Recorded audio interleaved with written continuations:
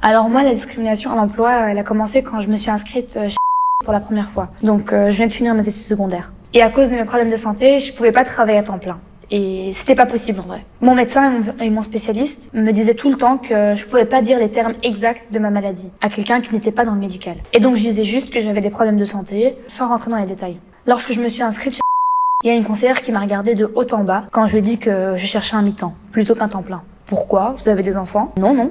C'est juste que j'ai des problèmes de santé, donc un temps plein, c'était pas possible. Oh, on connaît les problèmes de santé des jeunes. C'est de la fainéantise. Et de toute façon, les postes de mi-temps, c'est que pour les mères de famille. Vous n'aurez aucune chance. Je lui ai dit OK. Et puis après, j'ai été travailler dans pas mal d'endroits différents. J'avais plus que des CDD ou des contrats de remplacement. Puis j'ai signé dans un j'avais un CDI et je me suis dit, je vais plus dire que j'ai de problèmes de santé. Je vais faire comme si de rien n'était.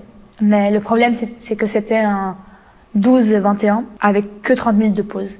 C'était trop intense. C'était vraiment trop fatigant. Plus les jours passaient et plus mon problème de santé faisait surface. Ça se voyait vraiment qu'il y avait un truc qui clochait. Alors j'en ai parlé avec le haut responsable qui m'a dit pas de souci, s'il faut, on réduit les heures. Ça m'avait fait tellement plaisir. Je me suis dit qu'il y avait enfin des gens compréhensifs. Mais après, je suis tombée malade durant une semaine. Et je lui ai envoyé directement mon certificat médical, juste le lendemain. Un jour après, du coup, j'ai reçu le facteur qui m'a donné mon C4, dans lequel il était indiqué comme motif que je ne convenais pas au poste à cause de ma santé fragile et faible. J'étais choquée parce que le responsable m'avait dit que c'était pas vrai. Quand j'ai voulu avoir des explications, ils m'ont dit « Les gens avec des problèmes de santé, c'est pas pour nous ». Quand je l'ai dit ils m'ont dit « Pourquoi vous avez menti ?» Je leur ai dit que je mens pas, que j'étais vraiment malade. Après, la conseillère m'a dit que j'étais trop fainéante, que je voulais pas travailler. Par la suite, j'en ai parlé avec mon spécialiste, qui n'en revenait pas. Il était choqué. Et puis, ils ont envoyé une lettre du SPF Handicap. Et là, le visage de la conseillère a complètement changé. C'était devenu quelqu'un de très bienveillant, alors qu'avant, c'était pas du tout le cas.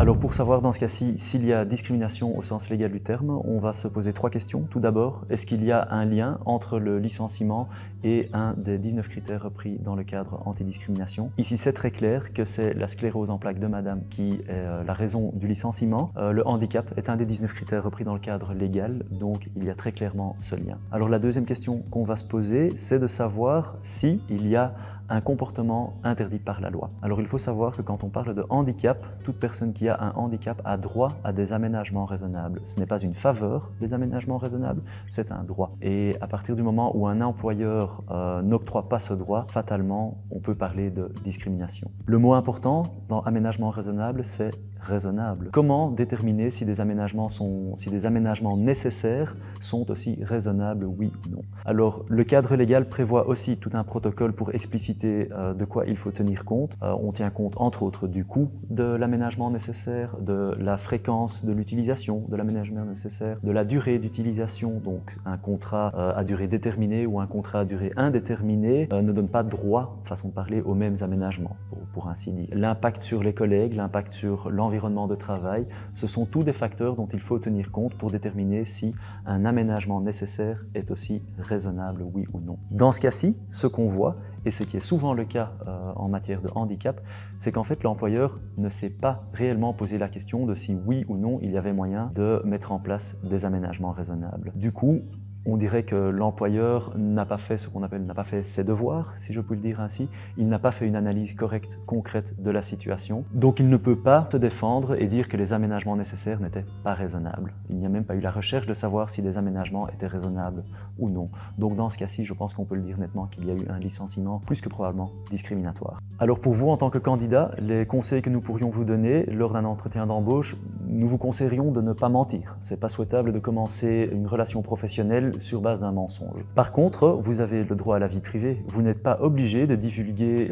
les détails de votre santé, vous n'êtes pas obligé de répondre à une telle question. Ce que nous vous conseillerions, ce serait de plutôt parler des besoins spécifiques que vous avez, ne pas parler de pathologie, mais plutôt de besoins, de ce que vous savez faire, de ce qui va, ou d'aménagements dont vous avez besoin. Tournez-le de cette façon-là pour avoir un dialogue constructif avec la personne qui vous embauche. Nous vous conseillerions aussi, si le handicap ou les douleurs surviennent alors que vous êtes déjà en fonction, c'est de ne pas attendre avant d'en parler à votre employeur. Plus vite vous établissez le besoin d'aménagement raisonnable, plus il sera réaliste pour l'employeur de mettre en place les aménagements nécessaires. Alors pour prouver le besoin d'aménagement raisonnable, beaucoup d'employeurs demandent effectivement une preuve de ce besoin, ce qui est parfaitement légitime. Tournez-vous vers un médecin du travail ou votre médecin de santé et demandez-lui de bien attester ce dont vous êtes capable, ce que vous pouvez faire, plutôt que d'attester uniquement le nom d'une pathologie, qui ne nous aidera pas à définir quels sont les aménagements besoins. On nous demande aussi souvent s'il est légitime d'enregistrer ou non un entretien. Alors là, le cadre légal